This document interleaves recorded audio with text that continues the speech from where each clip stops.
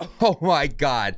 What a shocking Royal Rumble 2026. Hello, everybody. My name is Sancho West, and welcome to Sancho West Wrestling, where we talk about all things wrestling. And in this episode, we are going to review the Royal Rumble in 2026 down in Riyadh. And I gotta say, a lot of shocking results, but one thing that was really missing from this Royal Rumble is one word. It is actually 5 letters. Drama. That was the one thing that I felt was missing throughout the entire time of the Royal Rumble. So let's go ahead and talk about the Royal Rumble itself. A lot of kind of mixed reports when it comes down to the Saudi crowd and how it was kind of not looking like a full stadium and things of that sort. Luckily, I have a Wrestling is Cool Patreon member, a great member of our community as well here at Sancho West Wrestling. Albani, who was actually there, said that there was a lot of issues outside of the arena that led to the confusion inside the arena. So outside the arena, if you didn't know, the actual stadium itself was built on a parking lot, and it was resurrected in a couple of months or so. But if you really think about it, it may have been poorly designed on the outside. When it comes down to vendors, food, and water, things of that sort, there's even moments where they were closed. And you have to remember, that Saudi crowd was there at 10 p.m. and the entire event lasted 2 a.m. I never had any problems with the Saudi crowd inside the arena from what we saw, because they were rowdy, they were alive, they were actually being participative, and they were singing all the songs, and they were doing all the justice that you expect any crowd to do. But with the optical illusions of the lights that they had, the LED, like the Intuit Dome in Los Angeles, which they try to replicate in Riyadh, and on top of that, because of that lighting, it felt like you couldn't see the person behind the light. So there was so much weird confusion that was happening. And like I mentioned, because of the chaos of not being there till 10 p.m. to being there at 10 p.m. to having the shortages of vendors from water and food and things of that sort, like they were using food trucks. You can't really support a stadium with food trucks. All that chaos led to people leaving during matches to go get water and things of that sort. And all that led to the stadium not looking full at some points. Beyond that, I'm hoping that the WWE does fix it. And not only that, and when you look at what happened on SmackDown, is there's the same kind of issues, but there you could see that it was not full. And the reason why is because, according to this member of mine, he was saying that the reseller market was very aggressive. You had a lot of people who could sell tickets up to 100 times. So if you bought a ticket for 20, you could sell it for 200. And a lot of people there were not willing to sell the ticket or to buy a ticket for $200 for SmackDown for nosebleeds. So those are the kind of issues I hope that the WWE can fix going into WrestleMania next year, because you can't have a venue that was resurrected in a couple months support that many people when you don't have the considerations of food, drink, bathrooms, things of that sort, that a main arena or actually designed arena that was properly looked after could have and support a huge amount of crowd at the same time. And hey, you have to look at it as well, like beyond in terms of production and things like that. I'm sure it led to a lot of shortcomings along the way, but let's not try to pinpoint it and blame the people of Saudi Arabia, the WWE fans, because I've always said that the WWE fans in Saudi Arabia are getting better. They've been getting better since day one. If you look at the crown jewels and the super shows, the showdowns and things of that sort from the very beginning, night and day difference from what they're doing here and now for the Royal Rumble in 2026. I'm just shocked that the WWE decided to build a stadium rather than just use one of the great stadiums that they already have been using.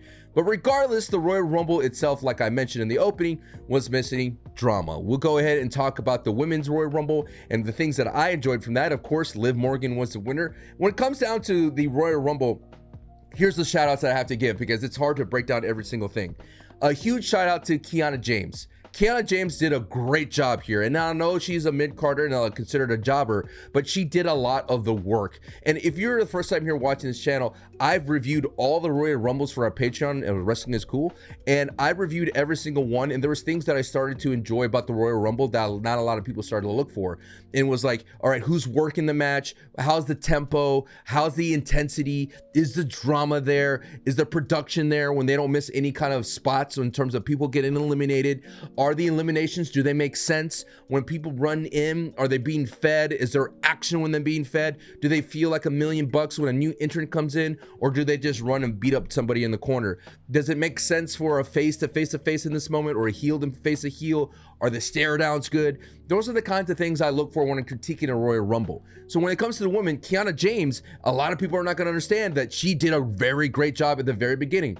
a Royal Rumble needs to have good workers or people that could really wrestle or be the grease in between to help people, like feed people, bomb for people, sell for people. And Kiana James was that person. She was outstanding, and by far her stock went up for me in my book. And even though I was watching her previously with Julia on SmackDown, I always felt that Kiana James had that notion of she had urgency and things of that sort, and that stuff worked really well for the Royal Rumble.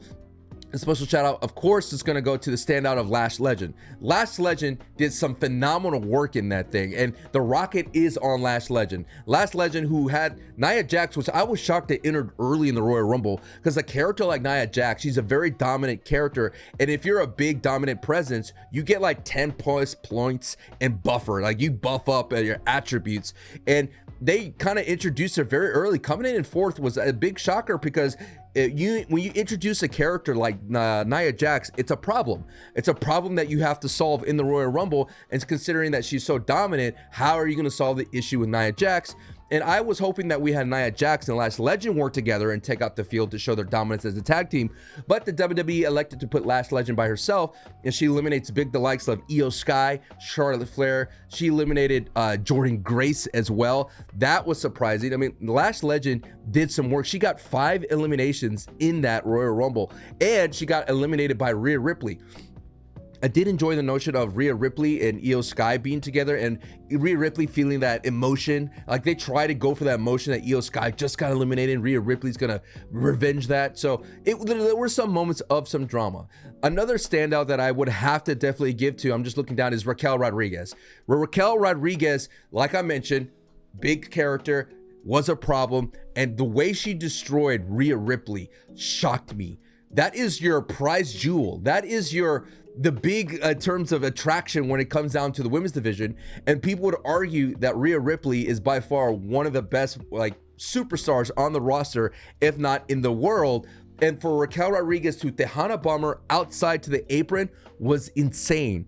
And when it comes down to the whole Judgment Day, I did like how Judgment Day did have an ability to dominate for a little bit. They were clearing out the ring. You had Raquel Rodriguez doing some work, and you had Roxy do some work as well. But I'm not convinced, just to speak briefly, I'm not convinced that Judgment Day will break up here, because Liv Morgan already hinted on the post show that she's like, hey, it's always been a win for one is a win for all when it comes to Judgment Day. And Raquel Rodriguez, by the time of this recording, has a match tomorrow on Monday night against Stephanie Vaquer in the Philly Street Fight. So it's just like, it's not like a big loss, and that's why it was weird for me for Raquel Rodriguez to be in this Rumble, because she has a title match tomorrow anyway. But at the same time, Raquel Rodriguez stock definitely went up just by her presence. One of the biggest shocks was the big pop for Brie Bella. The Bella twins was in full force, and it is interesting because when you think of the Saudi crowd, they are heavily leaning on legend and things of that sort, and it's surprising that this Royal Rumble did not have that many legends appearance. And it is an interesting kind of debate that I will have with my partner Santi Zap when it comes to talking about, should the Rumble move to 40 people? Now, I know the Greatest Rumble had 40, and they had once with the Alamo Dome and the San Antonio, they had a Royal Rumble that had 40 people as well, and that doesn't work. But I do think as time goes on, when we have the third brand of NXT, when we have AAA, when we have legends that we want to definitely call back from the previous era, wouldn't you want to blow it up to 40? And I think that will work really, really well. And I don't think the pacing would suffer. Right now, the Rumble's clocking in about an hour or so. But there were moments where a legend or like a throwback character would definitely boost like that middle of the part of the Royal Rumble when there's always a natural lull. So that's why when I was quite surprised when you had the Bella Twins come out, of course the Bella Twins are going to be a natural fit into the tag team division. And I thought that was a great choice to have them get rid of Lyra and Bayley, even though Lyra and Bayley, what it sucks for them is they've been working so hard to get any kind of traction on the tag team division. To see them to go out to a part-timer in Brie Bella, who's just returning maybe for this Rumble, and Nikki Bella is a hard pill to swallow. But if the consequence of that is having the Bella Twins in the tag team division, I think is an overall thumbs up. And speaking of the tag team division, you do have the 1 and 2 start of Charlotte Flair and Alexa Bliss, which I thought was a very fun way, but they really didn't build on that drama that they started off. They introduced a fun game at the very beginning of will Charlotte and Alexa fight, but they kind of took the easy way out. I thought Alexa went out way too early. I think they could have had it last longer. If Alexa got to the top 10, that's when the drama, but instead it's an accidental knockout, which is something that they repeated again with the Kabuki Warriors. And you can't compete, redo the same trope in the Royal Rumble, because then the impact is less. So the impact is less from Charlotte and Alexa, and the impact is less for Kyrie and Asuka. So that there is where it starts getting muddy, because once we get to the third act of this Royal Rumble, that's when things definitely start picking up. But that middle kind of really suffered, and I really think that the middle could have really benefited from having Alexa and Charlotte still being a factor. A good surprise definitely was Natty Neidhart coming out as a low-key legend, getting rid of the Natalya gimmick. I think when it comes to Natty, it's something that a lot of the internet community has wanted, and definitely what Natty has been wanting for. She's been competing as the low-key legend in AAA, in various GCW and things of that sort, and she is a great character, and I'm hoping to see how dangerous they're going to let Natty Neidhart be. And it was a quite shock that we had Natty Neidhart get rid of Becky Lynch. I did say in a previous video or on the podcast that if you want to make Natty Neidhart scary, you got to let her go after some legends. And it is interesting, I know Natty is an older wrestler when it comes down to it, and she's the gatekeeper, but this is a new character. We got to get this character over as best as possible, and the WWE definitely chose to do that by getting her rid of Becky Lynch. I am surprised, if you're a Maxine fan though, that Becky Lynch eliminated Maxine. Now, I was hoping when Maxine showed up that there would be a little bit of a better pop. She did have a great run where she was working the entire field, but she only lasted in the Rumble less than 3 minutes, and that is not a good run for Intercontinental champions. Now, traditionally, mid-card champions tend to not have a good run. They tend to be the setup for a lot of the bigger of the card, but I was quite surprised that Maxine got eliminated that early. One thing I just want to highlight is when you look at the NXT talents of Kiana Jordan, JC Jane, and Sol Ruka and Lola Vice, I'm surprised Lola Vice only lasted 5 minutes. Sol Ruka got a great burn lasting about 50 minutes, and that is a great opportunity for Sol Ruka. I've always been a big believer of Sol Ruka. She got to the top 3, and I know people wanted to stay in NXT to work on promos and things of that sort, or to have her be an NXT champion for a long time, but she is main roster ready, and her in-ring could definitely carry her. And if she's going to get in a program with Tiffany Stratton, a huge W. Speaking of Tiffany Stratton's, that's the big return, the big shock. A lot of people and myself, I said that Bianca Belair would be the winner of the Royal Rumble, but it is clear to me is that that finger injury is causing more problems.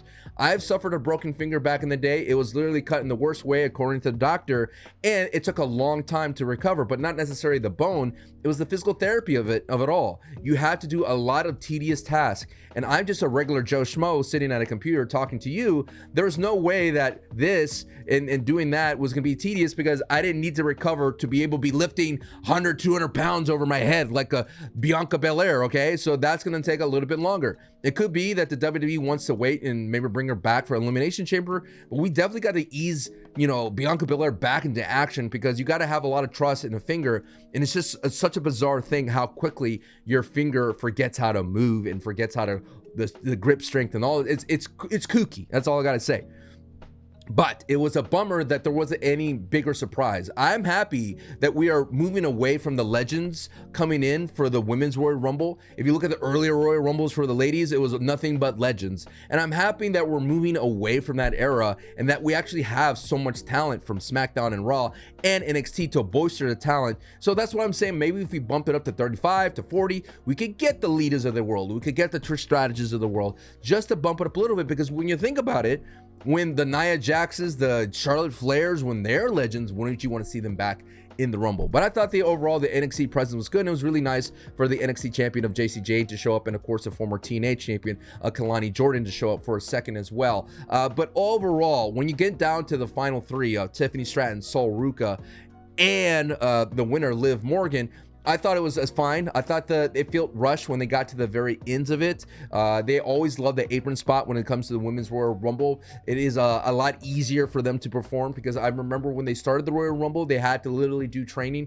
how to throw people over, because they're a little shorter compared to the men when it comes to the ropes, and it's a little bit harder to hoist them over. Of course, over time they figured out and they look natural at it now, but it seems as though the WWE has elected to do the apron spots for the very end to create the drama. I feel like we have these apron spots for 3 years in a row, it feels like, and this is definitely a repeat of last year when Liv Morgan was second place.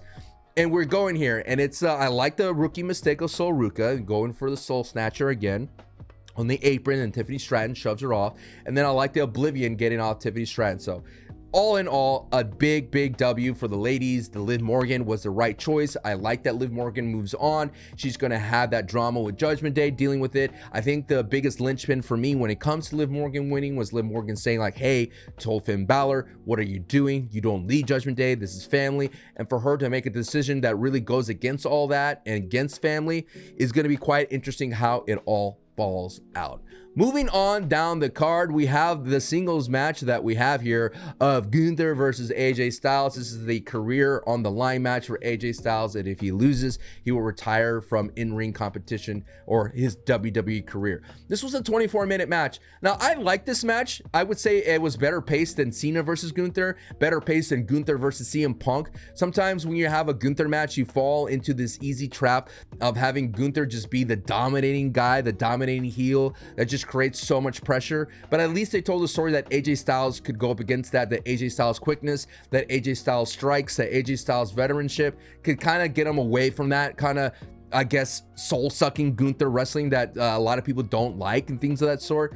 But once we got down into the throes of it, and once we got down to some of the finishers, with literally where Gunther got hit with the Styles Clash, which is kind of an incredible feat considering how tall Gunther is compared to AJ Styles. When we saw the false finishes and we're getting in near the end, we're like, oh no, here it comes, right? The headlocks. Now, what was better for me than the Cena match was AJ Styles was more of a gunslinger. There was a moment where AJ Styles was getting chopped to death and beaten down, and then he was allowed to stand back up. And I thought, man, that was a moment that I was hoping for Cena. For Cena to let us see that never give up type of vibe. For him to stand up and look at his opponent in the eye like a cowboy and be like, come on, bring it type of attitude. And I think they did that really well with AJ Styles. For him to go ahead and stand up and say, let's go. I'm hoping as time goes on and they can continue this career killer type of track for Gunther, is that they kind of give more of those moments. Like, I'm not saying he's going to end Randy Orton, but if he goes against a Chris Jericho, let Chris Jericho go deep into his bag to try to get rid of Gunther, and Gunther keep coming back like a relentless force. And I think we kind of scratched the surface of that with AJ Styles. He was going deep into his own bag and he was trying to hit the phenomenal forearm. And it's quite interesting that the phenomenal forearm was countered, and then all of a sudden Gunther put him in the electric chair move, and then he reversed that and put him down, transition out of that into the sleeper hold. People are going to be annoyed. He is a heel. The sleeper hold has always been something that's always worked for heels to put down a babyface, and it allowed the opportunity for the babyface to do their best to show their resiliency. But it's interesting to show your resiliency on the way out the door. John Cena showed his resiliency and he had a euphoric moment when he tapped out. AJ Styles just passed out. But it kind of reminds me of a lot of real like MMA or boxing type of thing where the other person just didn't know what happened. Like all of a sudden, like, what happened, dude? I had this guy in my right here, and then all of a sudden I forgot and I tap out or I pass out. So I like how they kind of added that little layer of detail.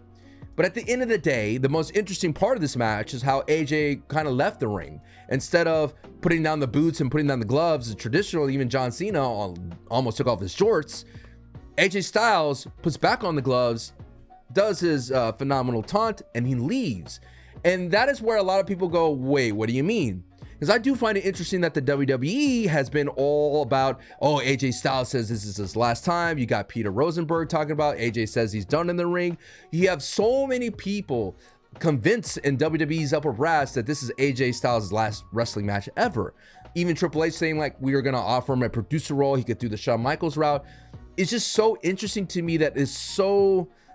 what's the word, worked hard, I guess, for the lack of a better term. Like, we're being convinced as hard as possible, maybe gaslit, that AJ Styles has told everybody this is his last thing, but he hasn't even said it himself. It kind of reminds me when I wanted to leave a job, and if I would have put in my 2 weeks, I would have been let go immediately, but I desperately needed that 2 weeks of payment. So instead, I told nobody. And if I told somebody, it was my close coworkers, and I was like, man, I'm leaving after this. I ain't going to tell upper brass that I'm leaving. And I'm sure AJ Styles, in order to get what he needed to do, and I'm so convinced that AJ and the WWE could not agree on a final number. And the way that the WWE has showcased themselves with R-Truth, with Karrion Kross, that the WWE has some metrics. And of course, AJ Styles is not going to hit those metrics because he's not being booked like the Hall of Famer that he can be. He's not being booked as the world-class talent that he is. What we saw in the last week of AJ Styles' career, the past 2 weeks, is what AJ Styles could have been booked for the past 10 years, but it did not match, right? So AJ Styles goes, look, I know how much I'm worth. I know how much people want me. I want this number. WWE goes, well, your metrics are not supporting that. But it's like, hey, brother, you're not putting AJ Styles on the front of the road. He's not your best talent. You're not showcasing AJ Styles. So of course the metrics and t-shirt sales are not there. So of course you could see that discrepancy. And I'm only basing this back off what other wrestlers have said, like a Karrion Kross and things of that sort. There's that disagreement, and then AJ goes, okay, I will put Gunther over, and then I will say all the right things, and then I'm probably leaving. And that's a clear sign, because I feel that AJ Styles is an old school type of guy. He's going to be the guy that's going to put his boots down and his gloves down. You know that he's probably played this moment in his career over and over and over again, about one day when I put the boots down and put the gloves down, I will be able to go out on my own terms. And I think AJ Styles is going to go out in his own terms, but it's not going to be with the WWE. Moving on to Drew McIntyre and Sami Zayn. Now, this is a match that I predicted that Sami Zayn would win. And of course, this is for the Undisputed WWE Championship. Did Sami Zayn win? No. And this was only a 16-minute, 15-second match. This was a shocking match to me because Sami Zayn is undefeated in Saudi Arabia. Drew McIntyre is undefeated against Sami Zayn. So something had to give. Now, the WWE, when it comes to booking, I always look at two sides. If they're going to go this way, they're going to go that way. There's a reason why. I was predicting that Sami Zayn would be given the big moment in Saudi Arabia. There's a lot of people out there as well who've been saying, hey man, the WWE is going to be at WrestleMania next year in Saudi Arabia. Why not we give the belt there to Sami? But I was in the camp like, brother, tomorrow's not even guaranteed. It's a long road. Somebody else could come up, or the WWE could decide to put the rocket on Jey Uso again, for crying out loud. So many things had happened from today till next year. So I was like, in my mind, I was like, there's everything here to make Sami Zayn a good moment. To give him the belt for even a day and to have that huge moment would be huge, because Sami Zayn could then go to his son and say, hey, I'm the undisputed world champion. I did it, son. And for me, what was shocking was they went the route of let's make Drew McIntyre more dangerous. And it was in a promo that I thought, wow, that was an interesting thing, because they like to leave breadcrumbs where Drew says, I'm willing to do anything to get this, to keep this belt. Are you willing to do anything? And I think what was missing in this match was, again, the drama. Where's the drama of Sami trying to, rekindle his get himself back up? And like I mentioned at the very beginning, I had my inside source from the stadium saying that was the match that they went to go get water, because they've been so wild and crazy, is that they needed to get some water, and he had to leave, and the lines were so bad that he couldn't get water. And that's why there were a lot of empty seats during this match. So that's what I felt was quite odd. I was like, man, where's the Saudi crowd for Sami? Like, it's not as loud as I thought it could be. And at the same time, it didn't feel like we got that big dramatic moment like Drew at Clash the Castle type of thing, right? We didn't get those fan willing Sami on, and it never hit that high that I was hoping for. And because of that, I'm like, why do we have Sami Zayn in this spot? If we're gonna book the competitor of Drew McIntyre to eat 2 claymores, to have Drew look him right in the eye and say, I'm gonna end you, and then hits him with another claymore while he's on his knees, the opponent, why make this Sami Zayn? Why toss away Sami Zayn's goodwill and power in Saudi Arabia just to put Drew McIntyre a couple percentages more dangerous? We know this dude's dangerous. We know this dude's crazy. He's gone into Cody Rhodes. He's gone into his bus. He's stolen pictures and burned them. He talks about people's families. We know he's a little bit off unhinged. So forget to get 10% more Drew. We sacrificed a lot of Sami Zayn. So for me, that puts me in the camp of like, okay, they're going to have Sami rise up again. We're going to be dealing with the Sami who is depressed about losing in front of his home crowd, in front of his family, things of that sort. So it is quite of a bummer that all this happened to Sami Zayn. And in my mind, I'm like, we could have had Damian Priest easily take this bullet. Like, Damian Priest would have been a fine choice to take this bullet. If you're going to just boost Drew, don't kill off Sami Zayn and Saudi. Kill off Damian Priest. The dude's undead. He could survive. He always gets beaten up, but he always has that same mentality that he's the toughest guy in the locker room. It would have been a great thing for the Drew McIntyre character as well, because Drew McIntyre, the last we saw of him and Damian Priest was Damian Priest beating him in a cage match in Saturday's main event. Let Drew get rid of the ghosts of the past in Damian Priest by having him beat Damian Priest like he did Sami Zayn. It makes no sense to me. It made no sense to me to do that to Sami Zayn, but hey, Drew McIntyre retains, and then Drew McIntyre gets himself involved in the Men's Rumble. Let's move on to the Men's Rumble. This was only a 56-minute Rumble. Now, when it comes down to the Men's Rumble, for me, the biggest thing is going to be about Obafemi. Now, Obafemi was giving the blueprint of Brock Lesnar. In 2020, Brock Lesnar got 13 eliminations. And I thought that was an awesome Royal Rumble. It's one of my favorite Royal Rumbles of all time. Not the one, but it's one like my top 5, considering that it was so different. After you've seen years and years of Royal Rumble where it's always like, oh, here comes so many people in the ring. There's 9-10 people. Brock Lesnar or a big guy, Big Show, Kane comes in, eliminates everybody, right? I thought that would be the page. If you're going to have an Obafemi, that would be the page you could take from to build up the superstar, right? To get double-digit eliminations. We've seen so many times that even a Bray Wyatt would have so many eliminations. Now, when I was watching, I was like, okay, they're going to give Obafemi the 2020 run. They're going to let him eliminate the field. But there was a couple of questions I was having. In today's WWE, it's a really tough thing to do to get rid of 13 people in a row, because everybody's kind of being booked a little bit better. There's really no low card, mid card jobbers that you could just go get out of here type of thing. There's some for sure, but not as much as 2020.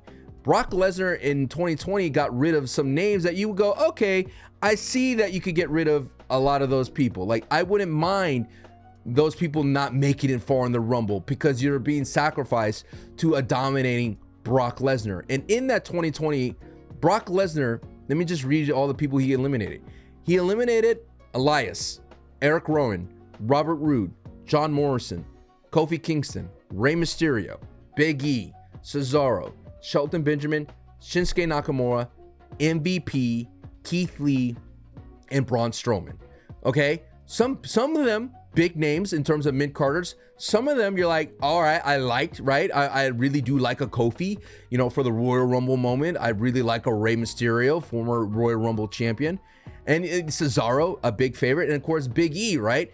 And in that Rumble, if you didn't remember, in 2020, all of them started to work together to try to get rid of Brock Lesnar. Rey, Kofi, Big E, Cesaro, they all started working together, and Brock Lesnar was only eliminated by Drew McIntyre with the help of Ricochet. Ricochet low-blowed him, and Drew kicked him out with the Claymore, and out went Brock Lesnar. And that Royal Rumble, Brock Lesnar lasted 26 minutes. So with 26 minutes of impact, Brock Lesnar was a monster, right? And you had the entire field working together. Let's flash forward in 2026 with Obafemi. We'll talk about that Braun Breaker moment in a bit. But Obafemi eliminated Braun Breaker after that moment and then getting clothesline out. He eliminated Braun Breaker, Solo Sikoa, Rey Mysterio, Rusev, Matt Cardona, and that's it. Those were the 5 he eliminated because he ran into the Damian Priest of the world. And you're not going to have Damian Priest go out so soon against Obafemi in this current state of the land. I would have loved for him to get rid of rid of Damian Priest. That would have spoke volumes for Obafemi, right? That would have been like Brock Lesnar getting rid of a Big E. And we didn't get a moment where Obafemi was kind of being ganged up on by the other superstars. And I was working with my partner Denise about the post show in the Royal Rumble, and Denise and I said, like, you easily could have moved people around to give Obafemi that Brock Lesnar 2020 push. You could have had him eliminate a Mr. Iguana. You could have had him eliminate a Javon Evans. You could have had him eliminate the Grande Americanos. He could have eliminated an Austin Theory. He easily could have eliminated La Parka, Dragon Lee, even a Miz, Rey Fenix. He could have eliminated a Penta. He could have eliminated a LA Knight. So you get into those names And that was not the route that the WWE went for Obafemi. Now, I am going to say that I am kind of happy that they didn't put him in that Brock Lesnar light, because Obafemi, if you overbooked him, people could start going, ugh, he's being pushed too hard. I've seen this before with the Creed brothers, where they gave the Creed brothers like easily championship gold. The Motor City Machine Guns, where they got the gold quickly. If you over push somebody, you go, ugh. Granted, Obafemi, the people want Obafemi to be booked to the moon, and I don't blame him. The dude is a physical force, but it was odd for me the way Obafemi was booked. When Obafemi, that's what I was saying, missing was the drama.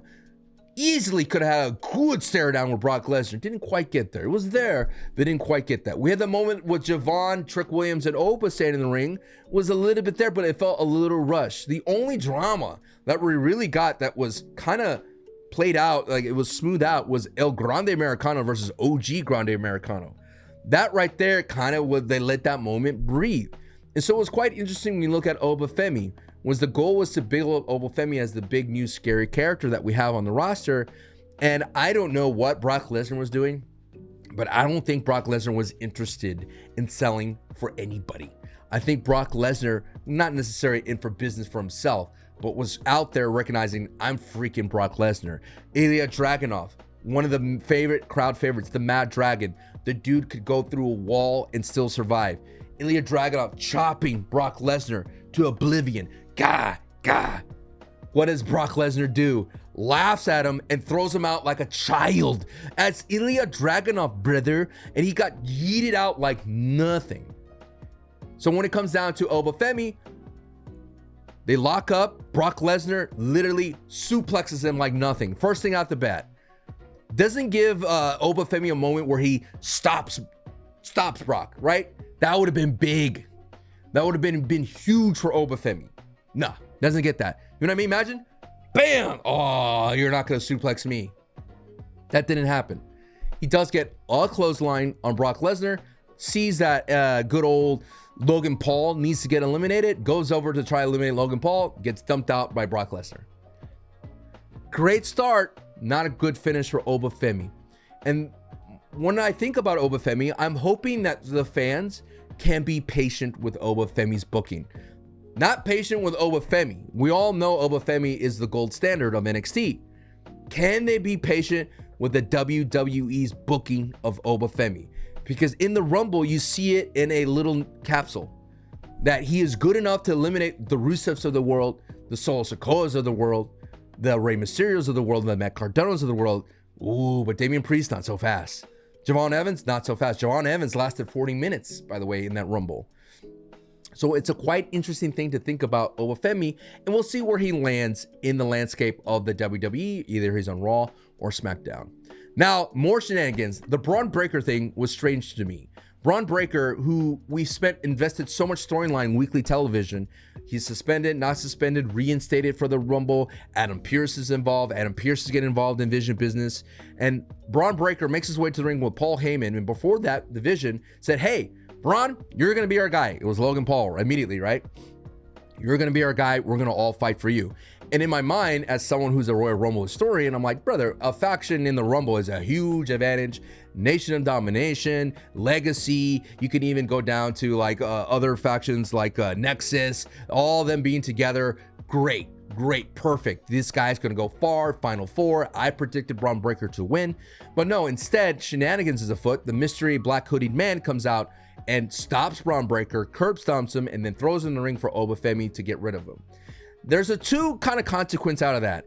It's a shame that Braun Breaker doesn't get his moment in the Royal Rumble, this new Vision leader. In fact, I think the Vision as a whole, as a faction, really suffered after that Rumble. All their stock of the Vision went down.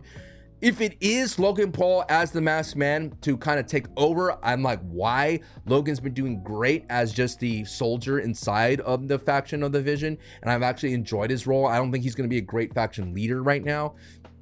That's a weird choice unless they're going to introduce Jake Paul, for crying out loud, and he kind of expands the Vision.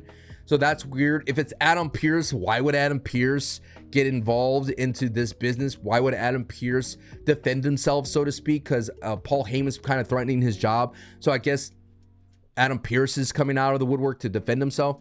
Still a strange thing. Is it Seth Rollins? It could be Seth Rollins. I've always toyed with the idea that Seth Rollins is using body surrogates until he's healthy. And I thought that when it was Austin Theory, you know, the person that was doing Austin Theory stuff, I thought, oh, that's just Seth Rollins until he's healthy. And it was interesting as well that Paul Heyman was yelling, that's Rollins. So it's not Seth Rollins. Regardless who it is, I feel bad for Braun Breaker, and I feel more bad for Obafemi. I would have loved to have a Braun Breaker Obafemi stare down. At least Obafemi could show how strong he is against a Braun Breaker, kind of like setting the bar to let us know that, okay, we know how good Braun Breaker is, right? How is he gonna do against Obafemi?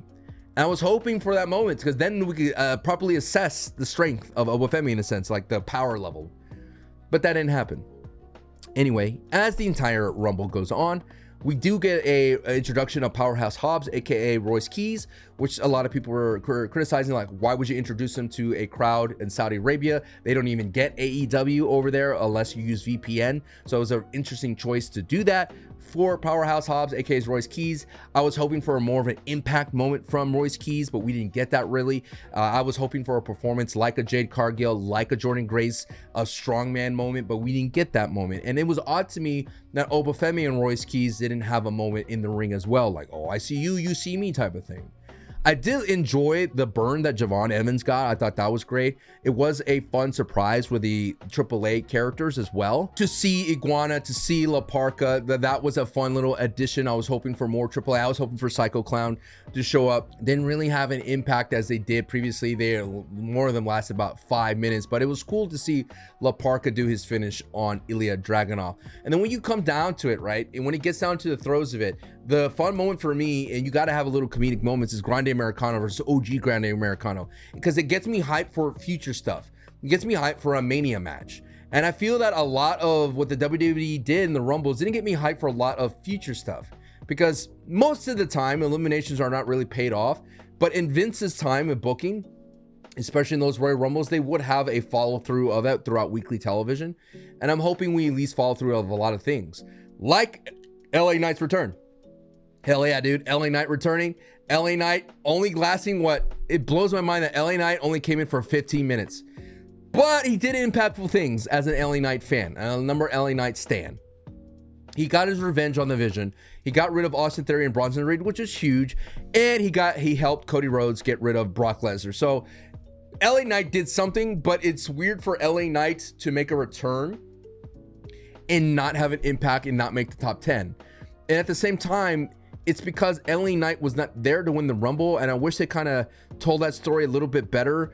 It felt like LA Knight was given that stone cold spot where you didn't want to see him return, like the Vision needed to be scared of him, like, oh damn, LA Knight's here type of thing. Like, I think it would have been better if they laid out everybody and LA Knight came in and they had a moment like, no, not this guy. We didn't get that, right? We didn't get that selling of LA Knight being a badass from the other heels. Instead, he did through action. He did put a lot of work. He hit all BFTs on so many people, and then, you know, he countered Cody Rhodes Crossroads. So hey, at least he's at the table, is the most I could say. One of the most shocking things, though, is that Brock Lesnar elimination. I think that's been a talking point if you watch a lot of other talking heads on wrestling, is that he got eliminated during Jey Uso's entrance. I don't know, man. That's where it's a big cardinal sin for me. You cannot get people eliminated during entrances. And Jey Uso has one of the longest entrances of all time when it comes down to, especially coming from the top of the arena. Huge mistiming. Jey didn't make it his way down. And then Brock Lesnar gets eliminated during that. They did the run back whole thing with Roman Reigns and Jey. It was weird. Once we got to this point, things got weird. And this is where in my mind, I started to think, why is it being booked this way? Why are we having weird instances as if to say we need to clear the board for Roman Reigns? Rather have Roman Reigns win, we need to clear the board of these problems that we need to solve. Because when Cody Rhodes announced for the Rumble, I said he's going to be a problem. Cody Rhodes, the Mr. Plot Armor, going for his third championship, the Royal Rumble win, is going to be a problem you need to get rid of. And how do they solve a problem like Cody Rhodes? Claymore from Drew McIntyre. Okay, we got rid of that. How do we solve a problem like Brock Lesnar? Oh, okay, we'll just have LA Knight and Cody Rhodes get rid of him during Jey Uso's entrance, and people we do it during the entrance, so we will, you know, people maybe won't see it, and that way Brock Lesnar's stock doesn't go down. How do we get Obafemi away from Roman Reigns? We'll have Obafemi get out before Roman shows up. And I feel like that was what's hurting this Rumble. Because last year we had those stare downs, brother. We had good old CM Punk, Seth Rollins, Roman Reigns, John Cena, all staring down at each other. And we felt that tension like, oh, yes. We didn't get that here in this Rumble. We didn't get any of that. It felt like everything was rushed. It felt like moments that we were building up for weekly television. The proper power scaling of Ilya Dragunov didn't matter. And that is right there what was shocking to me when it comes down to this Royal Rumble. I mean, I'm looking at where did Trick Williams go out? Trick Williams got eliminated by Cody Rhodes. That was important. That's an important moment. That was going to be a big thing for Trick Williams to get eliminated by Cody Rhodes. And Cody Rhodes only picked up 3 eliminations. Like, you know what I mean? Like, it's so bizarre to me that if you look at the eliminations that was spread out throughout the entire field, Roman Reigns picked up 5 eliminations. Oba picked up 5. Cody picked up 3. Bronson Reed picked up 3. LA Knight picked up 3. And checking out Logan Paul, he was in the Rumble for 25 minutes and didn't pick up a single elimination, which is a kind of interesting thing to do, right? And he made it to the final 4. A lot of problems that people are going to have with this Rumble is the treatment of Rey Fenix. Rey Fenix was in the Rumble for 2 minutes, brother. 2 minutes. And he got eliminated by Brock Lesnar. F5 and yeeted out. And that's a bummer, dude. That is a bummer of a stock. And then you look at the Pentas of the world. Got eliminated within 6 minutes. That's the last year's former Iron Man. So it's a lot of odd decisions. And I think the oddest decision as well is the treatment of Jacob Fatu. Jacob Fatu came in for 10 minutes and eliminated by Roman Reigns. So what's the story are they trying to tell with Roman Reigns, who got rid of Jey and Jacob? Like, what are we trying to do? Is Roman now a heel? Is Roman, who has built himself up as a face, now a heel? And what's quite interesting that Roman Reigns had heavy criticism of the creative booking on a show on ESPN, how he was talking about how the creative needs to get a little bit better. And was it that he was tipping his hat that he wasn't happy about winning the Royal Rumble? Perhaps, but I think for me, what I'm not happy about is that Gunther came in at 30. I have always kind of disliked the idea that if we saw you wrestle in Royal Rumble, why are you coming back in? Especially if you lost. I know it happens before. I think Becky wrestled and they came back and won the whole thing. But I'm not a fan of that. I feel that the Rumble is an opportunity for people that don't have opportunities. And Gunther can easily get an opportunity. And when Gunther showed up, I was like, I figured it out. Roman Reigns, if you didn't know, in 2015, his only other Royal Rumble win was met with a lot of scrutiny because people hated Roman being pushed to the moon. And this is the same thing when it comes down to Gunther. I mean, it's Obafemi. If Obafemi is going to be shoved down the throats like Roman Reigns, and I'm not saying this is a bad thing of Obafemi doing that because people want that, but no one wanted Roman Reigns shoved down our throats in 2015. We hated the idea of Roman Reigns, the big dog. And that was happening. And as that 2015 Royal Rumble played out, which is the worst Royal Rumble in my mind, and the worst Royal Rumble winner, as it played out, we saw that Roman Reigns was going to win like a mile away. And that's another cardinal sin of the Royal Rumble. You cannot know who the winner is a mile away. And so when you had Roman there laying in the corner, you had Big Show, you had Kane getting rid of Dean Ambrose, Bray Wyatt, Bryan Danielson, Daniel Bryan, all those people, right? You're getting Dolph Ziggler, getting rid of your favorites. You're like, oh, this is disgusting. And you're looking at it, yeah, right. You think Big Show and Kane are going to main event Mania? No, it's going to be Roman. Look at flash forward to 2017. The same thing. People were like, ooh, you saw Roman start getting rid of people, right? Like, oh no, let me pull this up real quick. I was there at this Royal Rumble. The crowd did not want Roman Reigns to win that Royal Rumble. It was clear. We were just like, there were people just actively rooting anyone that would get their hands on Roman in that Rumble. We're like, please get rid of him. All right, let me look at Roman Reigns in this one. This was actually a fun Rumble because it had the big cast come out. So that was very, very exciting at the very beginning. That was a good pop. I remember that. I was explaining to my boys like, these guys are awesome. So you're looking at Roman Reigns. Roman Reigns entered that Rumble. Scrolling down here for a second. He entered the Royal Rumble at 30. Okay, so when he entered at 30, people are like, oh no, not Roman Reigns. Heavily booed. I mean, again, this is the one where Roman got rid of the Undertaker in that instance, and that is where it was shocking thing. Who else did he get rid of? He got rid of Bray Wyatt. So he gets rid of Bray, he gets rid of the Undertaker. You're like, oh no, please God, don't do this. And give who else did he get rid of? I'm trying to look at who else that Roman got rid of in that. And he got rid of Chris Jericho, who was in there for an hour. So this is happening, and we're like, no, please no. And guess who saves the day? Randy Orton. And Randy Orton was, I remember that moment.